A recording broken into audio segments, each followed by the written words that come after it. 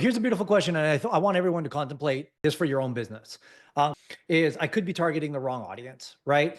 And everyone who's doing this, there's the audience is 50% of the battle. Okay, so you could have the right messaging to the wrong audience, flops, right? You could have the wrong messaging to the right audience, flops. But if you have the right messaging to the right audience, that's where it works. Some people hit a home run on their first go at it, and they're like, I nailed it. I know exactly who I'm going after. I know exactly what to tell them. And as a result, we're going to get some results. However, some people don't get that until they start doing the marketing. Here's what people don't get. Part of our marketing process is just as important to repel your non-interested people as it is to attract. And most of the marketing messaging that's going on out there, everybody who's teaching marketing, is find your niche and then attract your idea. Attract is such a famous word in the marketing space. Attract the right leads, attract this, attract qualified people, attract. What nobody's actually talking about is your marketing simultaneously as attracting the right people should be detracting or repelling the wrong people.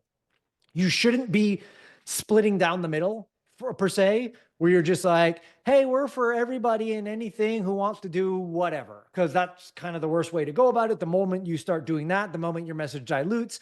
And again, the example that I used to use all the time is if I have a heart condition, I could go to one of two people. I could go to my general practitioner and say, hey, doc, I've got a heart problem. Or I can go to the best coronary heart doctor on the planet if I could find who that was and go to them. Most people are going to choose, if they can afford it and all that stuff, to go after the person who's specialized in a particular field. And so I think it's important for all of us to note that when we are targeting, please do not throw blanket statements out there for everybody into your marketplace, because if you're, I said this a long time ago, I don't know if I made it up or not. I'd like to give credit for wherever credit's due, but I can, and this is not proper English, so I'll own it. But if you're everything to everyone, you're nothing to no one. The second thing I want to reflect on this for everybody is sometimes that's what it takes, right? Where you're so convinced of a market and you put a lot of eggs in that basket, and it's not until you either do some reflecting or you do some surveying of your people, or you look at your previous data and you're just like, wait a second, everybody who I enrolled in the last 2 years is between this age and this age, and who came in from this mindset or this idea or this whatever. And although we like to glorify different types of markets, if the data is telling us one thing, then we got to just follow through on that data.